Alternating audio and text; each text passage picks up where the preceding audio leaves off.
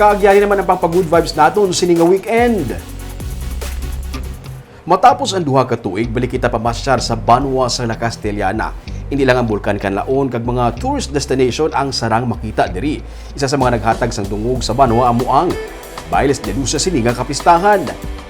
Ginabalik-balikan sa mga turista sang Banwa kag bulan pa lamang sa Disyembre tubtub bulan sang Enero. Atong saksihan ang maduagon nga kapistahan sa La Castellana buwas sa Tripping Diruming.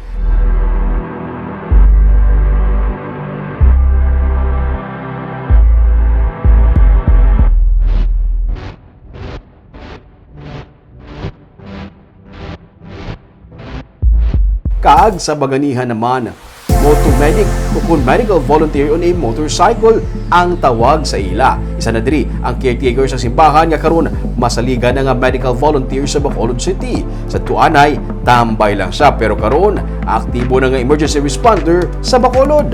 Ang istorya sa baganihan sa Sunday.